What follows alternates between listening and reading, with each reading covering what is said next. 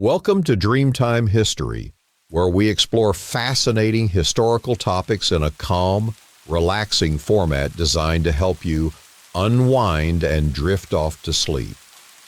Tonight, we'll be journeying through the history of tea cultivation and trade, discovering its origins, development, and lasting legacy. If these boring history narratives are helping you sleep, please leave a like and subscribe. Your support helps us create more content for your peaceful nights. Now, make yourself comfortable as we begin our historical journey. Our story begins in the misty mountains of ancient China, where, according to legend, the Emperor Shen Nong discovered tea around 2737 BCE. On a warm afternoon, as the emperor rested beneath a wild tea tree, a gentle breeze caused a few leaves to drift down into his pot of boiling water. The leaves infused the water with a pleasant aroma and a refreshing taste that delighted the emperor. This accidental discovery would gradually transform cultures across the world over the following millennia. Of course, like many origin stories, this tale likely contains more mythology than historical fact. The actual beginnings of tea cultivation were much slower and less dramatic.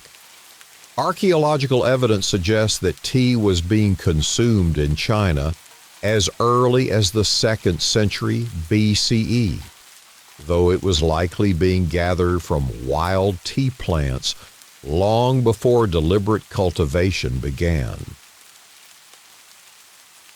Imagine, if you will, the verdant landscapes of southwestern China, particularly the regions we now know as Yunnan, Sichuan, and Guizhou provinces.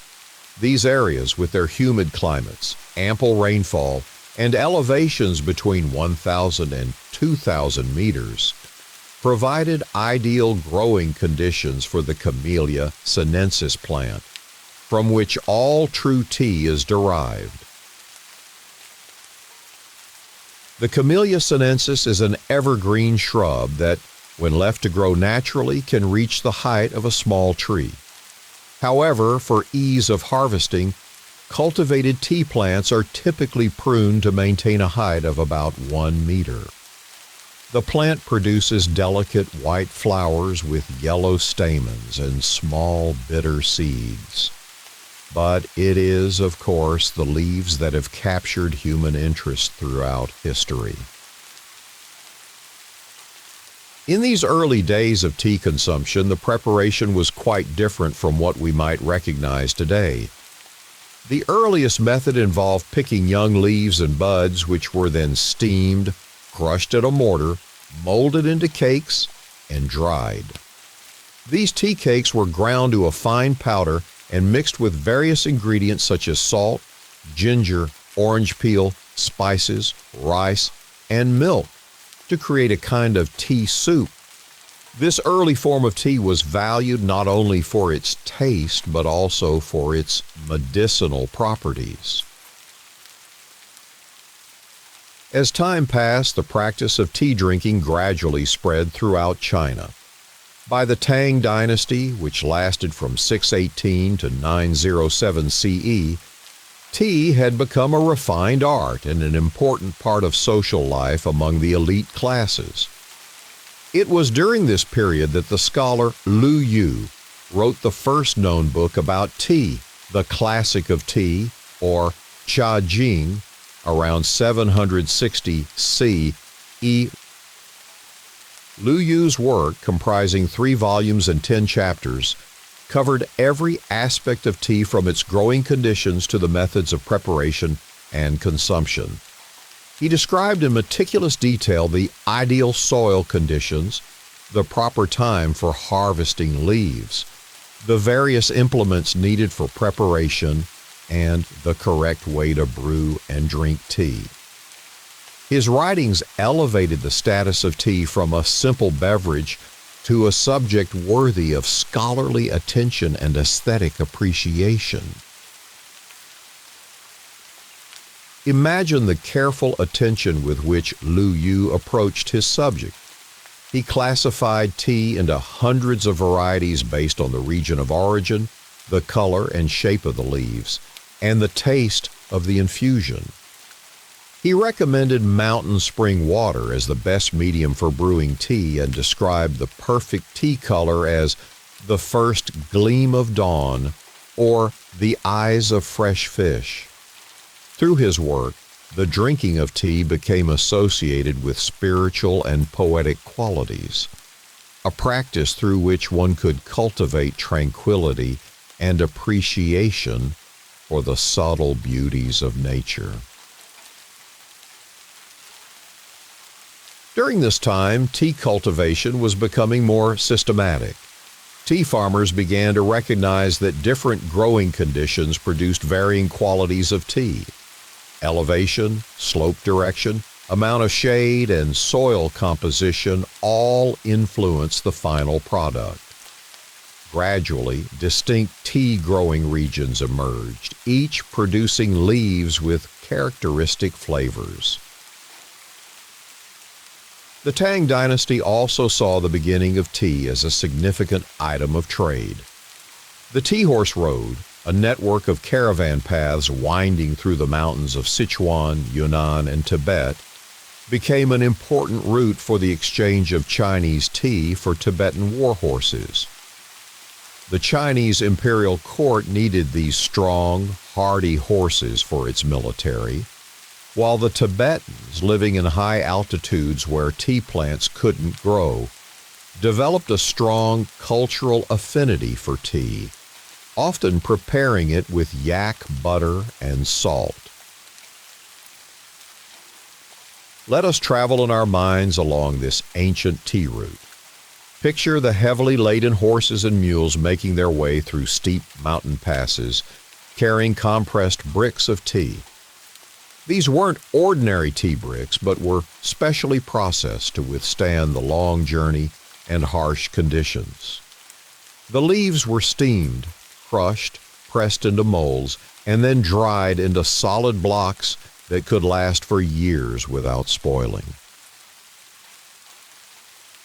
The Tea Horse Road was not merely an economic exchange, but became a channel for cultural and religious transmission as well. Buddhism traveled these same routes, spreading from India through Tibet and into China, while aspects of Chinese culture moved in the other direction. Merchants, monks, and traders carried not just goods but ideas, technologies, and cultural practices along these ancient pathways. As the centuries passed, tea cultivation and production methods continued to evolve. During the Song dynasty from 960 to 1279 CE, a new method of preparing tea gained popularity. Instead of brewing compressed tea cakes, tea leaves were picked, steamed, and then ground into a fine powder. This powder was whipped with hot water, using a bamboo whisk to create a frothy, bright green tea. This is a precursor to what we now know as matcha, which remains an important part of Japanese tea ceremony. Speaking of Japan, it was during this period that tea cultivation and culture began to spread beyond China's borders more significantly. Buddhist monks traveling between China and Japan brought tea seeds and plants back to their homeland. According to traditional accounts, the monk Aisai, who founded the Rinzai school of Zen Buddhism in Japan, returned from China in 1191 CE with tea seeds, which he planted on the grounds of his temple in Kyoto.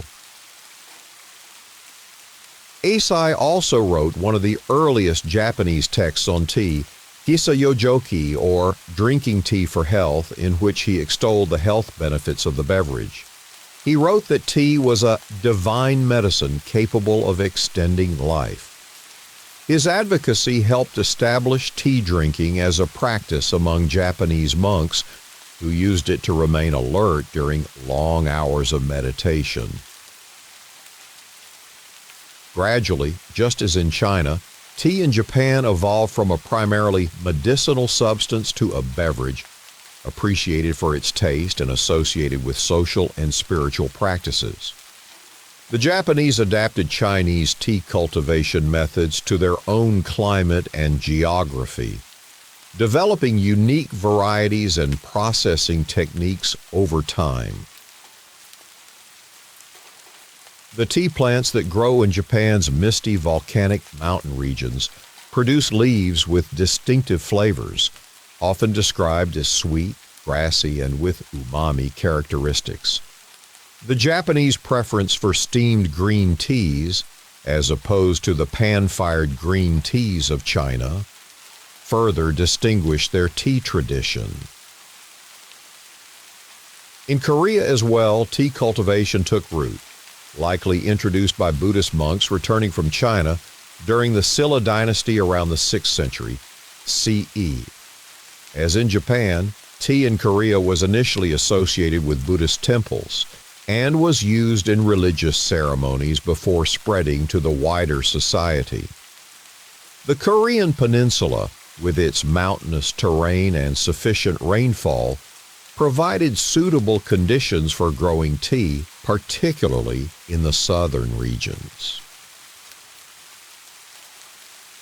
The spread of tea to these neighboring regions demonstrates a pattern that would repeat throughout tea's history, the plant and its culture traveling along established trade routes, often carried by merchants or religious figures, and then being adapted to local conditions and preferences.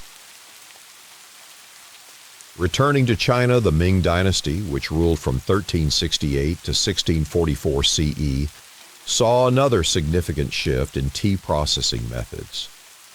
The Ming Emperor Zhu Yuanzhang, the founder of the dynasty, prohibited the production of compressed tea cakes, which had been the standard form of tea for centuries, and mandated that tea should be prepared from loose leaves. This decree led to the development of the loose-leaf brewing method that is still common today.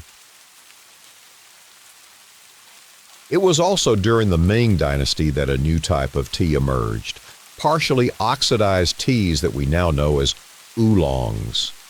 Unlike green tea, which is heated soon after picking to prevent oxidation, or black tea, which is fully oxidized, oolong teas are allowed to partially oxidize, resulting in a complex flavor profile that combines the freshness of green tea with some of the depth and body of black tea. The Ming period also saw continued refinement in tea production methods. Tea makers developed techniques for rolling the leaves into various shapes, tight balls, thin needles, flat sheets, each designed to preserve certain characteristics of the tea and to create specific flavor profiles when brewed. The material of the vessels used for brewing, the temperature of the water, and the duration of steeping all became subjects of careful consideration and aesthetic appreciation. By this time, tea had woven itself into the fabric of Chinese society at all levels. For the common people, it was a daily beverage, cleaner than water, which was often contaminated, and providing both hydration and mild stimulation for the labors of the day. For scholars and officials, it was an accompaniment to intellectual pursuits, believed to clear the mind and sharpen the thinking. For the imperial court, it was a luxury item with the finest teas from the most renowned gardens presented as tribute to the emperor. Tea had also developed rich symbolic associations in Chinese culture. It was connected with ideas of mindfulness, simplicity, and naturalness that resonated with Taoist and Buddhist philosophies. The shared pot of tea became a symbol of equality and the dissolving of social barriers, as expressed in the saying, "Tea brings people together." The cultivation of tea itself remained a labor-intensive process, changing little over centuries. Tea plants require regular pruning to maintain their shape and encourage the growth of fresh leaves. The harvesting of tea, particularly the high-quality varieties, demanded careful selection of leaves, often just the bud and the two youngest leaves from each stem. This kind of precise harvesting required skilled labor and could not be easily mechanized. Imagine, if you will, the tea gardens of this era. Rows of carefully tended tea bushes following the contours of hillsides, maximizing their exposure to the sun while preventing soil erosion. Tea pickers, mostly women due to the belief that they had more delicate hands, moving carefully among the plants, selecting leaves with practiced eyes and nimble fingers. Behind them, bamboo baskets slowly filling with the day's harvest, which would need to be processed within hours to preserve freshness. The processing methods varied by region and by the type of tea being produced. For green tea, the leaves would be quickly heated to prevent oxidation, either by pan-firing in large woks or by steaming in bamboo baskets over boiling water. For oolong teas, the leaves would be spread out to wither in the sun, then shaken in bamboo trays to bruise the edges, initiating the partial oxidation that gives oolongs their distinctive character. The knowledge of these techniques was typically passed down through generations within families or communities, with subtle variations and closely guarded secrets contributing to the distinctive character of teas from different regions. As tea cultivation and trade expanded within China and to neighboring regions, different tea-producing areas became known for their distinctive products. The high mountains of Fujian province became famous for their oolong teas, while the Westlake region near Hangzhou was renowned for its delicate green teas. The remote areas of Yunnan, with some of the oldest tea trees in the world, produced unique varieties that were compressed into cakes for the tea horse trade with Tibet.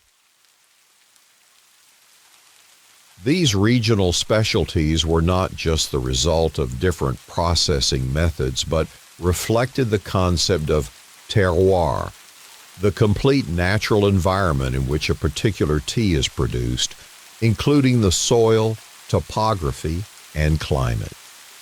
Just as with wine, the idea developed that tea could express a sense of place, capturing in its flavor and aroma the essence of the landscape from which it came. During this period, the complexities of tea appreciation continued to develop. Connoisseurs evaluated teas based on the appearance of the dry leaves, the color and clarity of the infusion, the aroma, and of course, the taste. A vocabulary emerged to describe these qualities. Teas could be bright or dull, smooth or astringent, with aromas reminiscent of flowers, fruits, or fresh grass. Tea drinking also became associated with specific rituals and etiquette.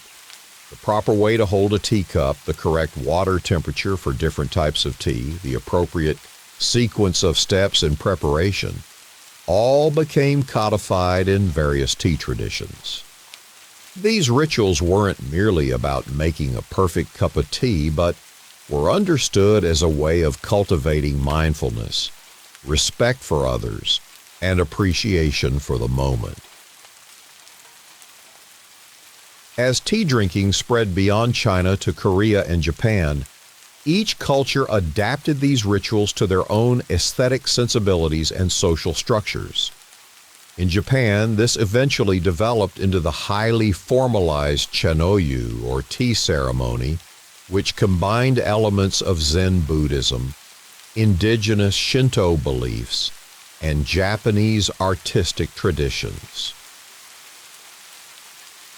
The Japanese tea ceremony, which reached its mature form during the 16th century under the influence of the tea master Sen no Rikyu, placed great emphasis on simplicity, naturalness, and mindfulness.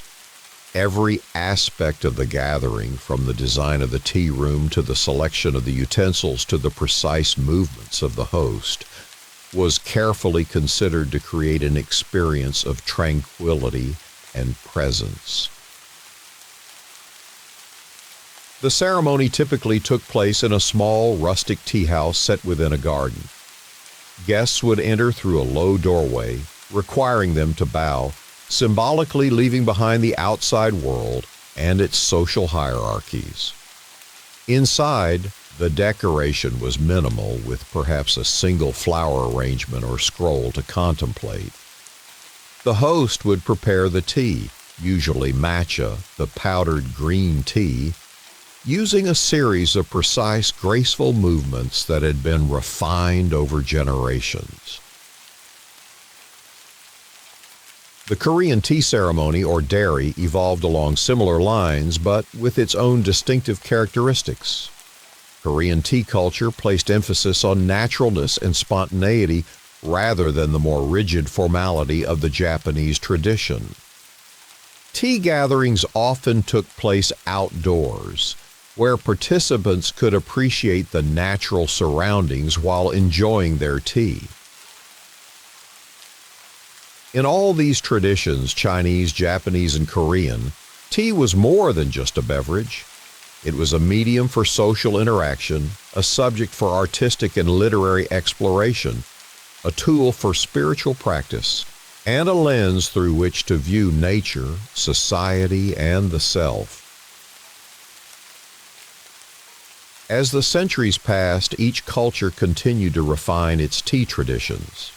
In China, the Ming Dynasty gave way to the Qing Dynasty in 1644, but the appreciation for fine tea remained constant. During this period, the Chinese perfected many of the tea varieties that are still prized today, from the delicate white teas of Fujian province to the complex, aged Pu'er teas of Yunnan. While China, Japan, and Korea were developing their sophisticated tea cultures, the plant and its preparation remained largely unknown in Europe until the early modern period. Sporadic mentions of tea appear in European texts from the 16th century, typically from travelers or missionaries who had visited East Asia. One of the earliest European accounts comes from the Portuguese Jesuit father Jasper de Cruz, who in 1560 described a beverage known as cha, derived from the Cantonese pronunciation, that was popular among the Chinese. Other early European visitors noted the ubiquity of tea drinking in Chinese society and the high value placed on fine teas. Despite these early accounts, it would be another century before tea began to be imported to Europe in significant quantities. The Dutch East India Company, VOC, was among the first to bring tea to Europe, establishing a regular trade in tea from China via Java in the early 17th century. The initial reception of tea in Europe was mixed. The beverage was exotic and expensive, accessible only to the wealthy. Medical opinions on its effects varied widely, with some physicians praising it as a panacea for various ailments, and others warning of potential dangers. Nevertheless, tea gradually gained popularity, particularly in the Netherlands, and began to spread to other European countries. In England, which would later become so closely associated with tea drinking that it would become a national symbol, tea was introduced in the mid-17th century. It first appeared in coffee houses, which were popular meeting places for men to discuss business, politics, and ideas. A handbill from 1658 advertised tea as a China drink, by the English called té or tea, sold at the coffee house in Sweeting's Rents by the Royal Exchange. The English pronunciation of tea, derived from the Amoy dialects te, differs from the original Cantonese che that gave rise to words like chai in various languages. This linguistic difference reflects the distinct maritime and overland trade routes through which tea spread west from China. As we continue our journey through the history of tea cultivation and trade, we'll explore how this simple leaf became a global commodity, transforming economies, shaping colonial policies, and influencing social customs around the world. We'll see how the European demand for tea, particularly in Britain, led to complex trade relationships with China, contributing to significant historical events such as the Opium Wars. We'll also examine how the quest to break China's monopoly on tea production led to the establishment of tea plantations in India, Sri Lanka, and other parts of the British Empire. But before we move to that chapter of our story, let us pause to consider the remarkable journey that tea had already made. From its origins in the mountains of southwestern China, it had spread across East Asia, becoming an integral part of diverse cultures. It had evolved from a medicinal herb to a daily beverage, from a luxury of the elite to a comfort available to many. The cultivation, processing, and appreciation of tea had developed into complex traditions, reflecting the values and aesthetics of the societies that embraced it. The story of tea up to this point illustrates how a simple plant can become imbued with rich cultural significance, how agricultural and culinary practices can develop into art forms, and how trade can serve as a vehicle for cultural exchange and mutual influence. As we continue our journey through the history of tea cultivation and trade, we'll see how these patterns continue to unfold as tea ventured beyond East Asia to become truly global in its reach. As we continue our journey through the history of tea cultivation and trade, we turn our attention to how this remarkable plant transformed from an Asian cultural treasure to a global commodity. The growing European appetite for tea would reshape economies, influence colonial policies, and even contribute to international conflicts. In the early days of European tea imports around the late 17th century, the quantity of tea reaching European shores was still relatively small. The long journey from China around the Cape of Good Hope meant that tea was an expensive luxury, available only to the wealthy.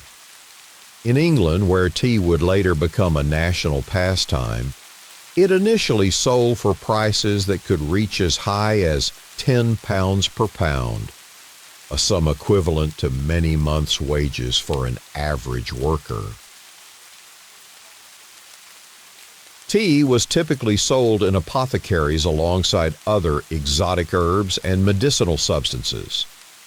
Advertisements promoted its supposed health benefits, claiming it could cure ailments from headaches to gripping of the guts.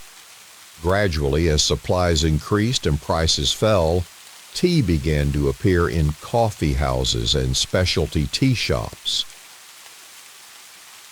The growing popularity of tea in England received a significant boost from royal endorsement.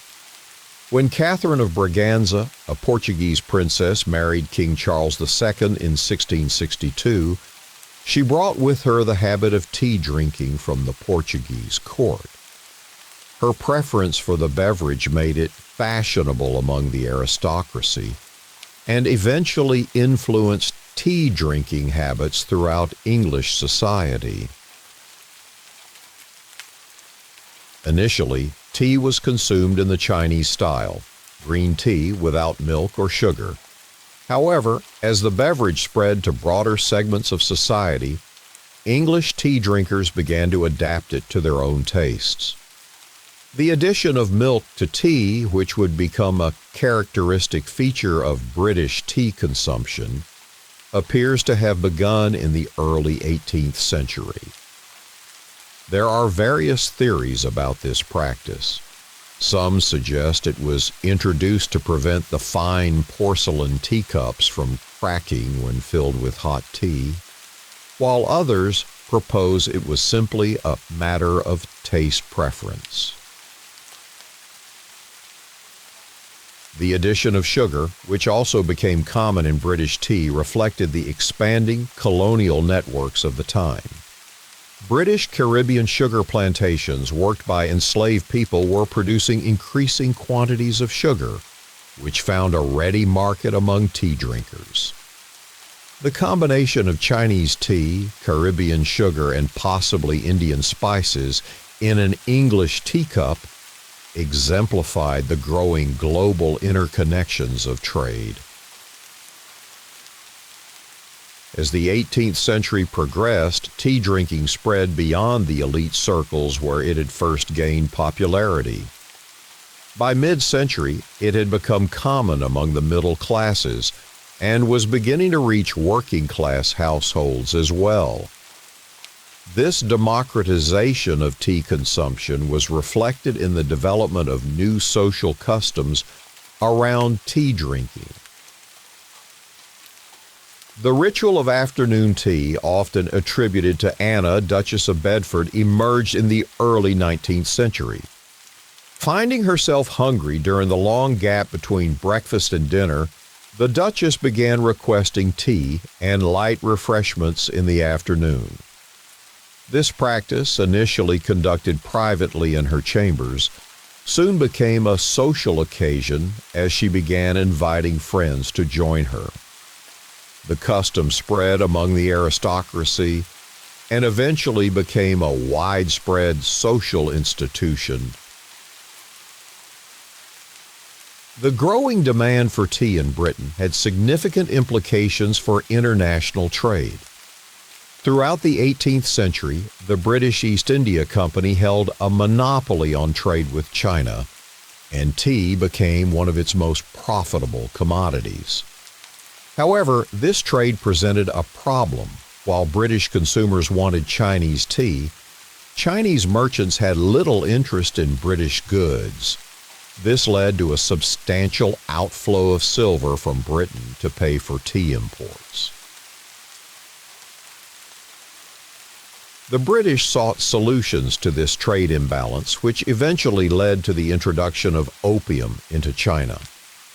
The East India Company began growing opium in its Indian territories and selling it to private merchants who smuggled it into China, creating a market for an addictive substance that could be exchanged for tea.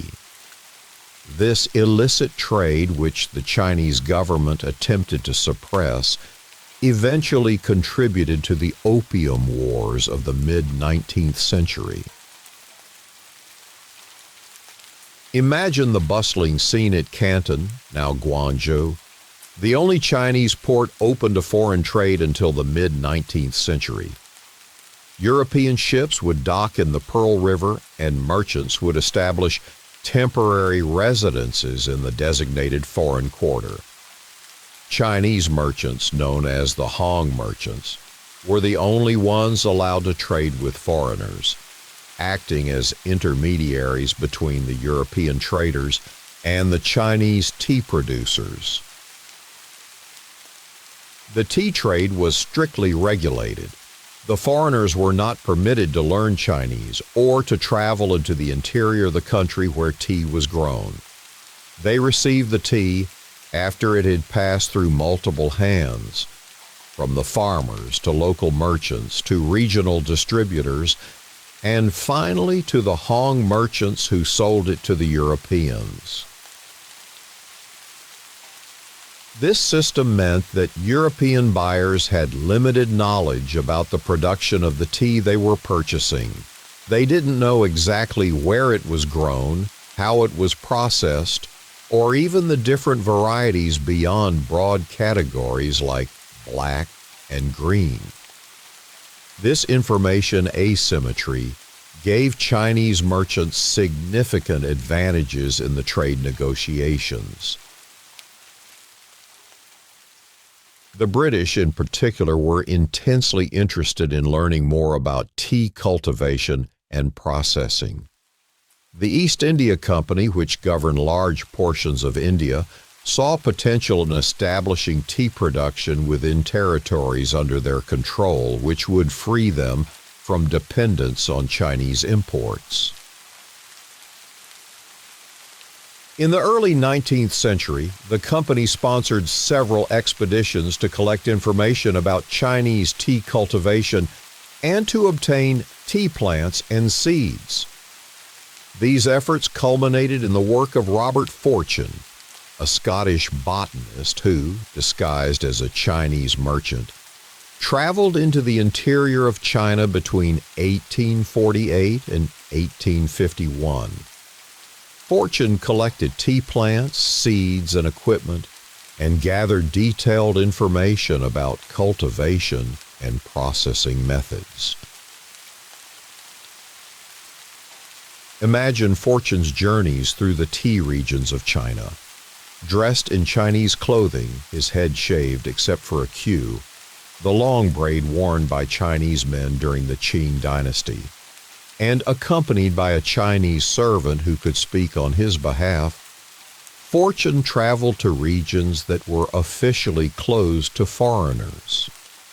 He observed the tea gardens cascading down hillsides, watched the tea pickers at work, and studied the various methods of processing different types of tea. Fortune's collected specimens and knowledge were transported to India, where the East India Company had already been experimenting with tea cultivation.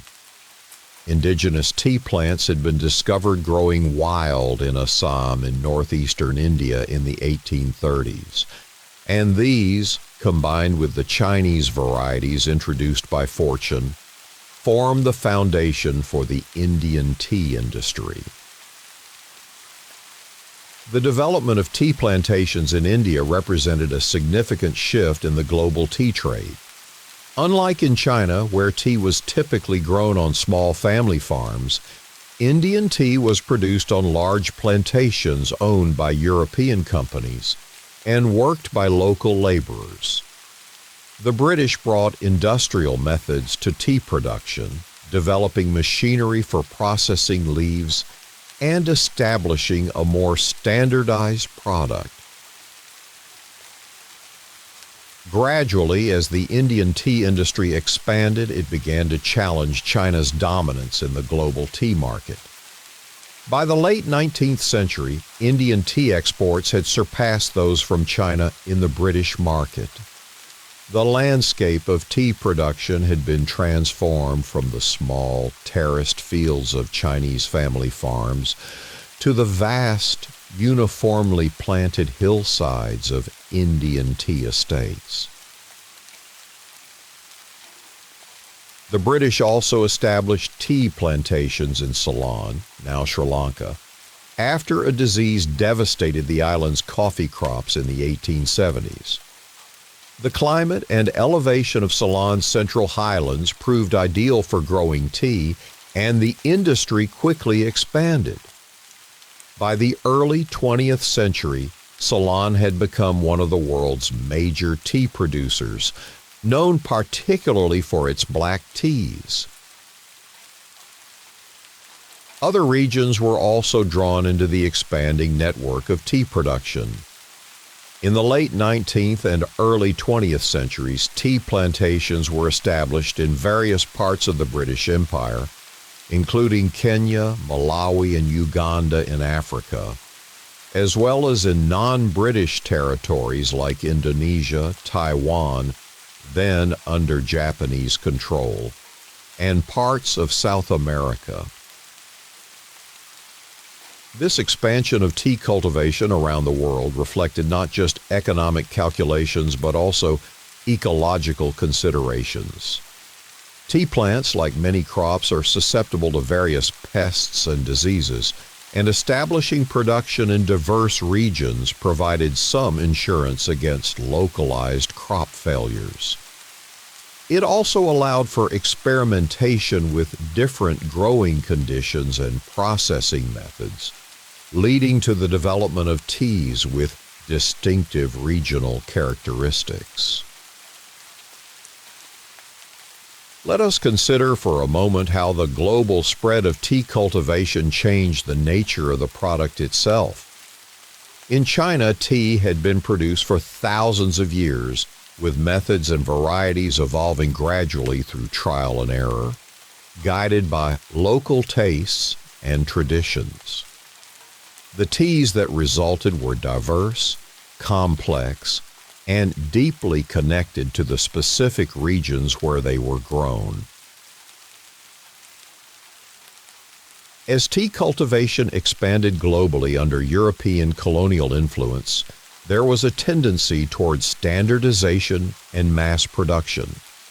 The nuanced diversity of Chinese tea varieties was often reduced to broad categories like black, green, or oolong that could be more easily marketed to Western consumers. The emphasis shifted from quality and distinctiveness to quantity and consistency. Nevertheless, regional variations persisted. Indian teas, particularly those from Darjeeling in the foothills of the Himalayas, developed their own distinctive character, lighter and more delicate than other Indian teas, with muscatel notes that were highly prized by connoisseurs. Ceylon teas became known for their bright, citrusy qualities, while Kenyan teas developed a reputation for their strong, robust flavor. The expansion of tea cultivation coincided with technological developments that transformed the industry. In the late 19th century, mechanical methods for rolling tea leaves were introduced, reducing the labor required in processing. The development of mechanical harvesters in the 20th century further industrialized production, though many high-quality teas are still harvested by hand to this day. Perhaps the most significant innovation in tea processing was the invention of the CTC, crush, tear, curl method in the 1930s. This machine-driven process, which involves passing withered tea leaves through a series of rollers, produces small, uniform granules that infuse quickly and yield a strong, consistent brew. CTC tea became particularly popular for tea bags, which were themselves a significant innovation in tea consumption. Tea bags were accidentally invented in the early 20th century when an American tea merchant, Thomas Sullivan, began sending tea samples to customers in small silk pouches. Some recipients, not realizing they were supposed to remove the tea from the pouches, simply placed the entire bag in hot water. Finding this method convenient, they requested more tea in the same format. The early tea bags were hand-sewn silk pouches, but these were soon replaced by paper bags that could be mass-produced. By the mid-20th century, tea bags had become increasingly popular, particularly in the United States and the United Kingdom. They offered convenience and consistency at the expense of some quality, as the smaller leaf particles used in tea bags generally yield a less nuanced flavor than whole leaf tea. The 20th century also saw the rise of instant tea, which could be dissolved directly in hot water without steeping. Developed in the 1930s but not widely marketed until after World War II, instant tea represented a further step away from traditional tea drinking methods. While convenient, it sacrificed much of the flavor and aroma that tea enthusiasts valued. These developments in tea production and consumption reflect broader trends of industrialization and commodification. Tea, once a specialty product with rich cultural associations, had become in many contexts simply another mass-produced beverage, valued more for its convenience and predictability than for its subtle qualities or cultural significance. However, this is not the end of tea's story. In the later 20th century, there was a renewed interest in traditional tea varieties and methods. Specialty tea shops began to appear in Western cities, offering loose-leaf teas from various regions and educating consumers about their distinctive characteristics. This movement paralleled similar trends in coffee, wine, and other food products, reflecting a growing interest in artisanal production and terroir. Meanwhile, in traditional tea-consuming societies like China and Japan, ancient varieties and processing methods that had fallen out of favor during periods of industrialization and political turmoil were being revived. In China, the Cultural Revolution of the 1960s and 1970s had disrupted many traditional practices, including tea production and connoisseurship. The subsequent economic reforms and opening to the world created space for a revival of interest in traditional Chinese teas, both domestically and internationally. This renewed attention to traditional tea varieties and methods coincided with the expansion of global trade networks in the late 20th and early 21st centuries. Teas that had once been available only in their regions of origin could now be purchased by consumers around the world. Online retailers and specialty shops offered unprecedented access to diverse teas, while books, websites, and social media provided information about their characteristics and preparation methods. As a result, contemporary tea culture is characterized by both globalization and localization. The worldwide availability of diverse tea varieties, alongside growing appreciation for their specific regional characteristics and traditional methods of preparation. Let us consider how tea is consumed around the world today and how different tea traditions reflect both historical continuities and contemporary adaptations. In China, despite the interruptions of the 20th century, many traditional tea practices have persisted or been revived. The Gongfu tea ceremony, which involves the methodical preparation of tea using small clay teapots and cups, remains an important cultural practice. Different regions maintain their distinctive tea varieties, the delicate white teas of Fujian, the complex oolongs of the Wuyi Mountains, the compressed pu'er teas of Yunnan that are aged like fine wines. In these contexts, tea drinking is not merely about the beverage itself, but about the entire experience, the quality of the water, the design of the teaware, the environment in which tea is consumed, and the company with whom it is shared. A Chinese proverb says, "Drinking tea with a friend, 1,000 cups are not enough. Drinking tea with someone you dislike, a half cup is too much." This saying reflects the social dimensions of tea drinking that remain important in contemporary Chinese culture. In Japan, the traditional tea ceremony, or chado, continues to be practiced, though it is now more often a special cultural event rather than a regular part of daily life. However, green tea in various forms remains an important part of Japanese cuisine and culture.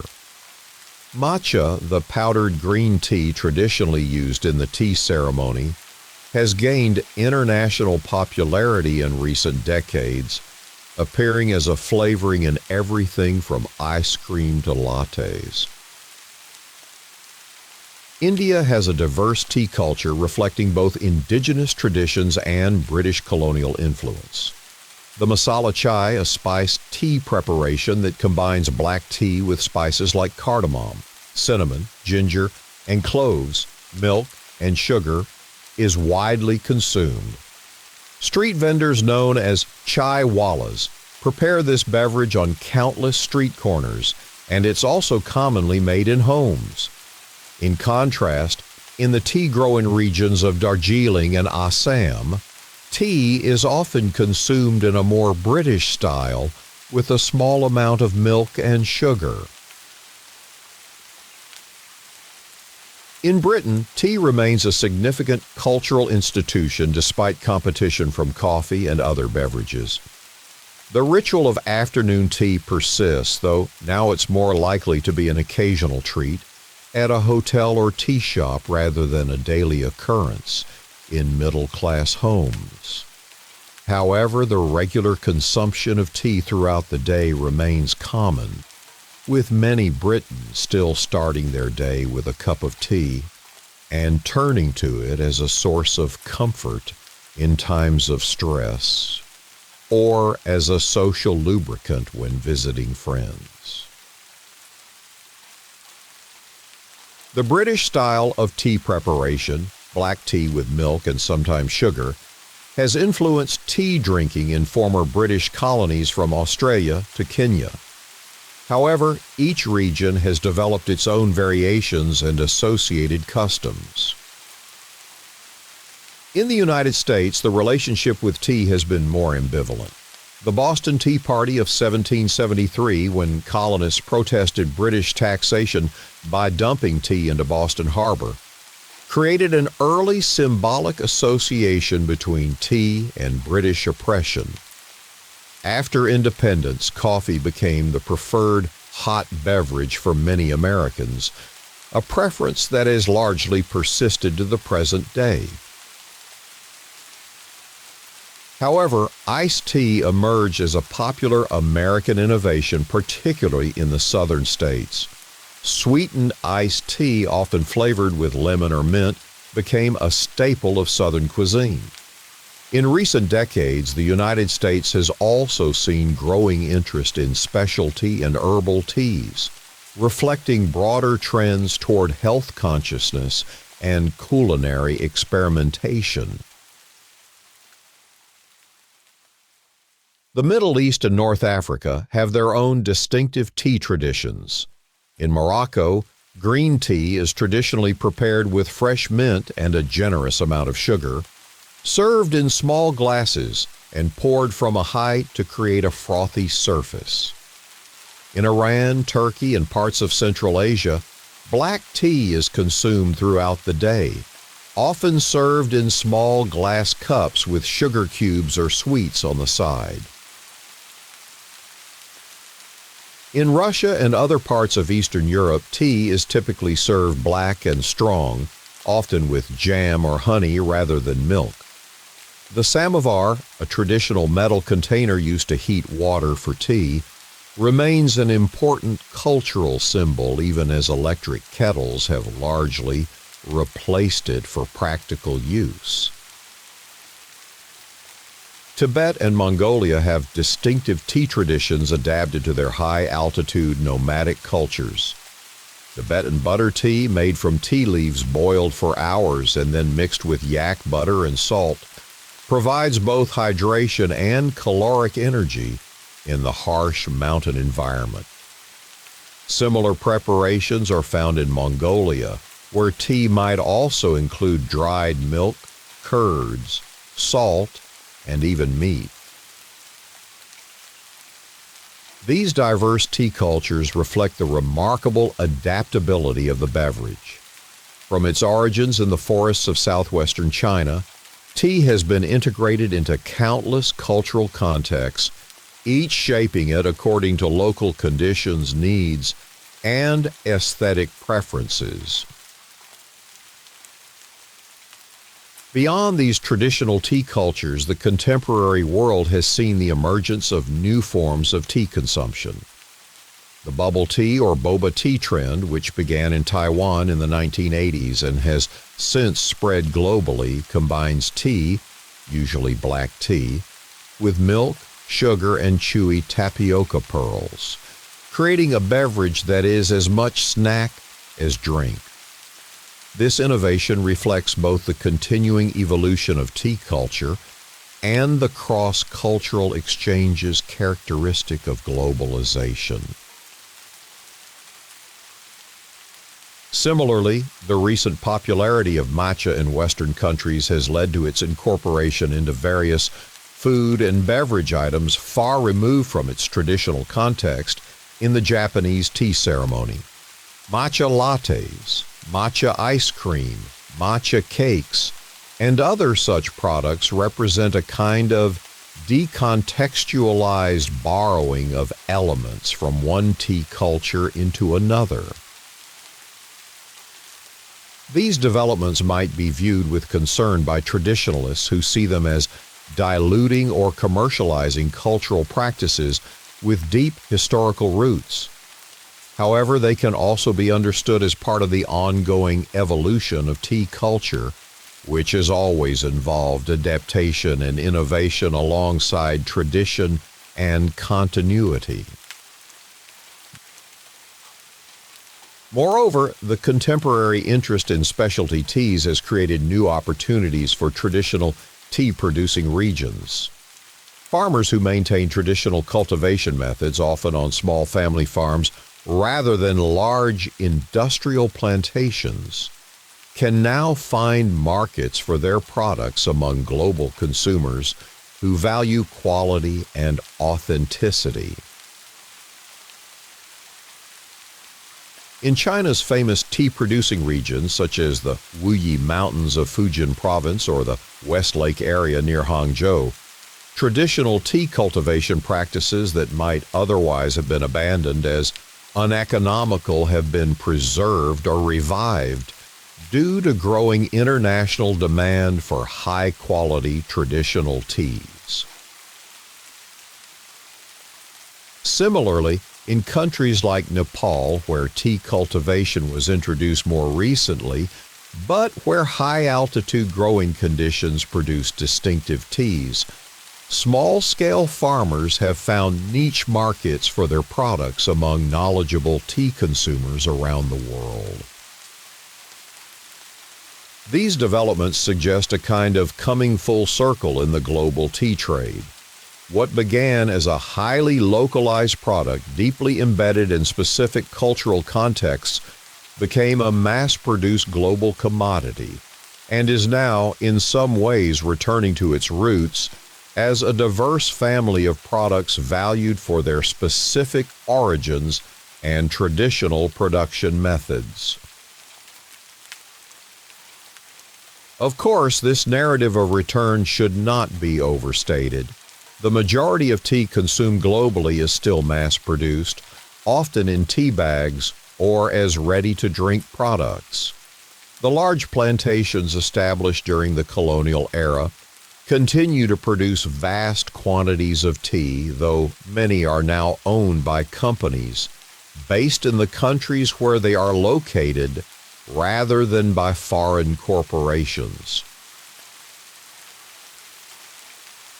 Moreover, the contemporary specialty tea market is itself a product of globalization, dependent on international transportation networks, online retail platforms, and cross-cultural flows of information.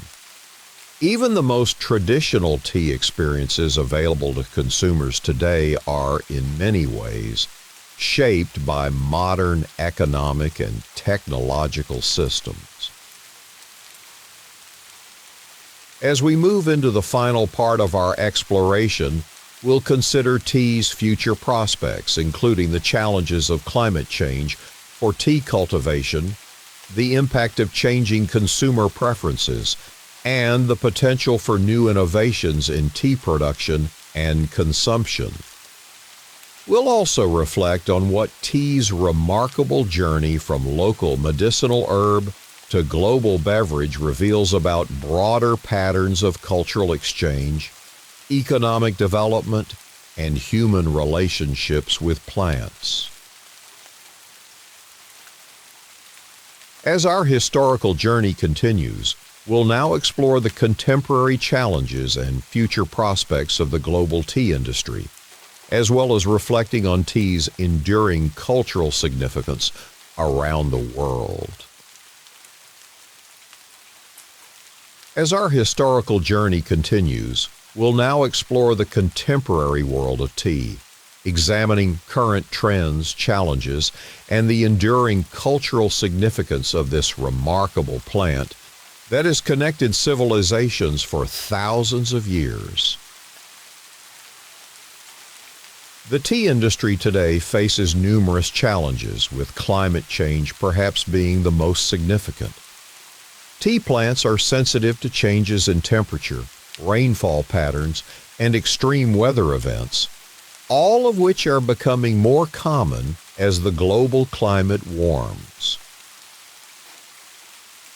In traditional tea-growing regions like Darjeeling in India, farmers have reported noticeable changes in recent decades. The timing of the seasons has shifted, with the first flush harvest, the prized early spring picking, occurring earlier each year. Rainfall has become less predictable, with periods of drought followed by intense downpours that can damage the delicate tea bushes and cause soil erosion on the steep hillsides where tea is often grown. In China's Yunnan province, home to some of the world's oldest tea trees and the birthplace of pu'er tea, rising temperatures have led to earlier flowering and changes in the chemical composition of the leaves. These subtle alterations can affect the flavor profile of the resulting tea, potentially changing characteristics that have been valued for centuries. Tea researchers and farmers are responding to these challenges in various ways. Some are experimenting with shade trees planted among the tea bushes, which can moderate temperature extremes and help retain soil moisture. Others are developing more drought-resistant varieties or adjusting cultivation practices to adapt to changing conditions. In some regions, tea cultivation is moving to higher elevations where cooler temperatures can still provide suitable growing conditions. However, this approach has its limits, as the amount of available land decreases at higher altitudes, and moving cultivation upslope can contribute to deforestation if not carefully managed. Beyond climate change, the tea industry also faces challenges related to labor practices and economic sustainability.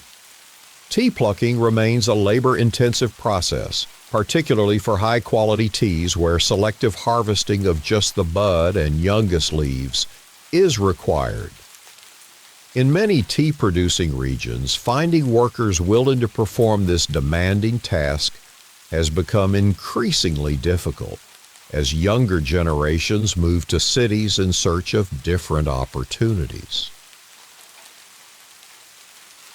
The economic structure of the global tea industry presents additional challenges. While tea is one of the world's most widely consumed beverages, with billions of cups drunk daily, the financial returns to farmers are often small. Large multinational companies control much of the processing, packaging, and marketing of tea, capturing a significant portion of the value chain. In response to these economic pressures, some tea producers have sought to move up the value chain by developing their own brands or focusing on specialty markets where higher prices can be commanded. Others have embraced certification schemes like Fair Trade or Rainforest Alliance, which aim to ensure better returns for producers and more sustainable farming practices.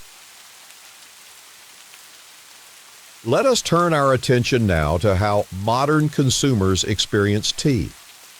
Despite competition from coffee, soft drinks, and a proliferation of new beverage options, tea remains immensely popular worldwide.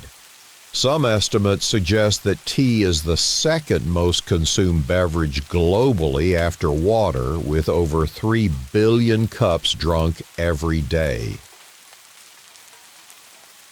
In traditional tea-consuming societies like China, Japan, and India, tea continues to play important cultural and social roles, albeit often in modernized forms. In China, for instance, while the formal gongfu tea ceremony might be reserved for special occasions, tea houses remain popular social spaces where people gather to chat, play games, and enjoy tea served in a more casual style.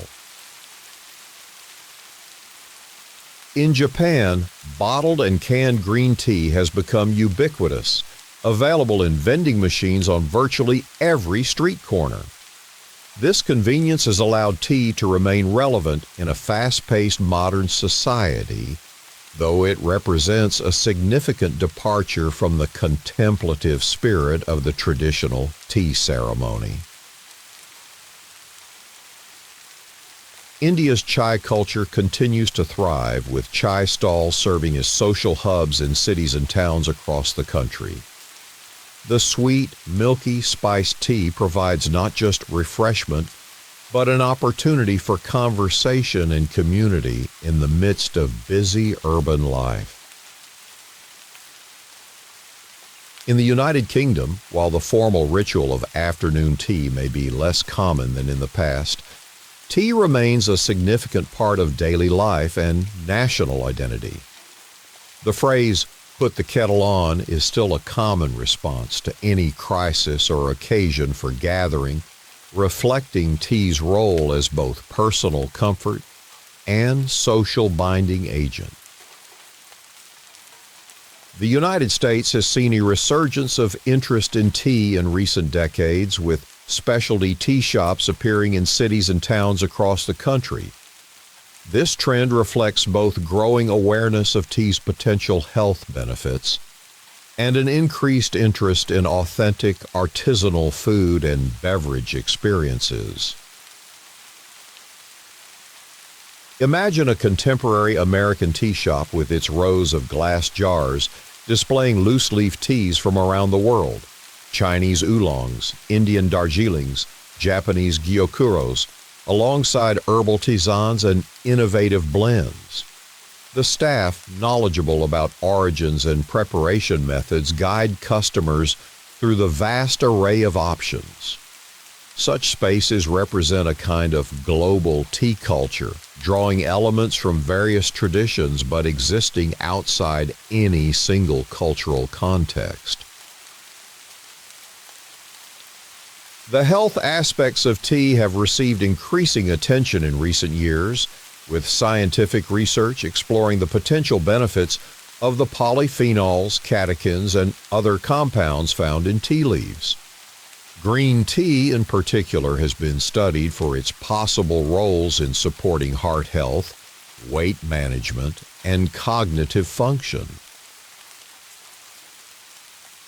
While the evidence for specific health claims varies and more research is needed in many areas, there is a general scientific consensus that the moderate consumption of tea can be part of a healthy lifestyle. This understanding aligns with traditional wisdom in many tea-consuming cultures, where tea has long been valued not just for its taste, but for its perceived benefits to physical and mental well-being. The scientific interest in tea's health properties has contributed to the development of new tea products and markets. Tea extracts are now found in dietary supplements, cosmetics, and functional foods. Ready-to-drink bottled teas, while often containing more sugar and fewer beneficial compounds than freshly brewed tea, have nevertheless expanded the reach of tea to new consumers and contexts.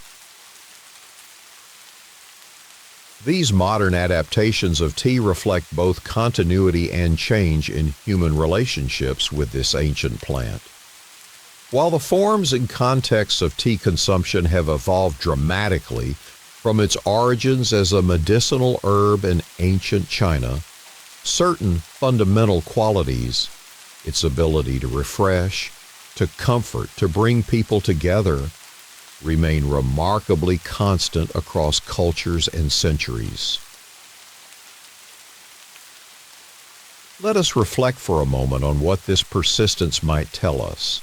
Perhaps it suggests something about the unique biochemistry of the tea plant, which produces compounds that interact with human physiology in subtly beneficial ways. The moderate caffeine content of tea provides gentle stimulation without the stronger effects of coffee, while the presence of L-theanine, an amino acid that promotes relaxation without drowsiness, creates what has been described as alert calmness. Or perhaps tea's enduring appeal lies in its remarkable versatility. The same leaf can produce beverages ranging from delicate white teas to robust black teas, from grassy green teas to complex oolongs, from aged pu'ers to powdered matchas.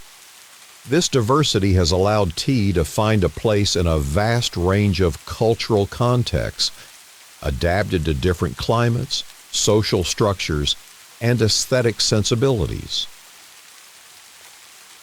It may also be that tea's special place in human culture relates to the unique combination of sensory pleasure, social connection, and everyday ritual that it provides.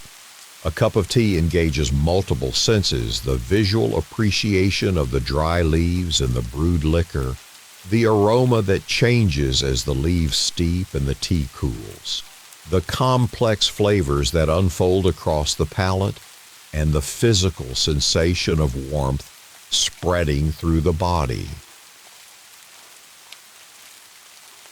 When shared with others, these sensory experiences become the focal point for social interaction, a reason to pause, to be present with one another, to converse, or simply to enjoy a moment of companionable silence. In a world increasingly characterized by digital distraction and hurried encounters, the simple act of preparing and drinking tea together represents a kind of mindful sociality that many find deeply satisfying. Even when enjoyed alone, tea drinking can constitute a meaningful ritual, a momentary stepping out of the flow of daily demands, a chance to be present with one's thoughts, or simply to appreciate sensory experience. The Japanese tea master Sen no Rikyu spoke of ichigo ichie, a concept often translated as one time, one meeting, emphasizing that each tea gathering is a unique occurrence that will never be repeated in exactly the same way. This philosophy encourages participants to value the present moment rather than dwelling on the past or anticipating the future. This quality of mindful presence, inherent in traditional tea ceremonies but available in simpler forms to anyone who prepares a cup with attention and awareness, perhaps explains tea's relevance even in our rapidly changing world. As technologies and social structures transform around us, the human needs for sensory pleasure, meaningful connection, and moments of contemplation remain constant. Tea, with its long history of adapting to new contexts while retaining its essential character, continues to meet these needs. Looking toward the future, we might wonder how tea and tea culture will continue to evolve. Will climate change force shifts in where and how tea is grown? Will new technologies transform processing methods that have remained largely unchanged for centuries?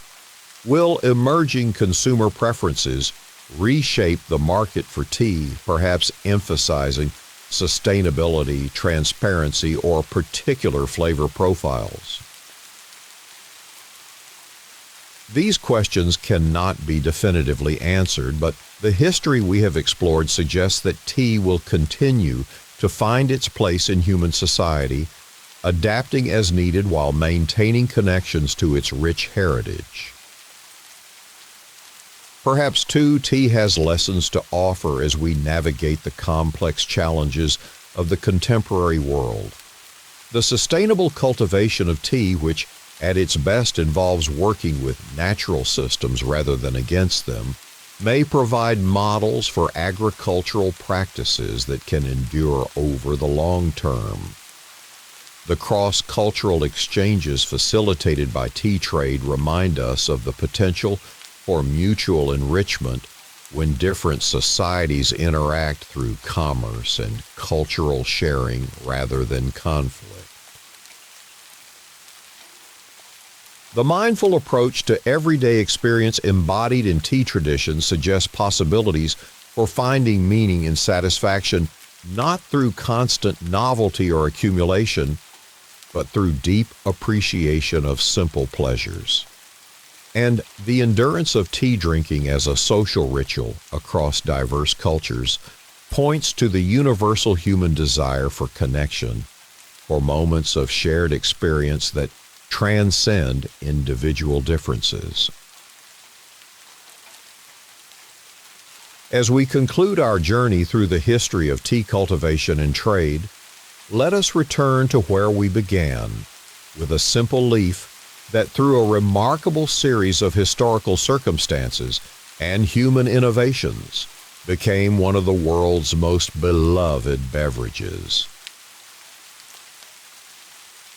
From its origins in the forests of southwestern China, tea spread first to neighboring regions of East Asia, then along the Silk Road and sea routes to the Middle East and Europe, and eventually around the globe.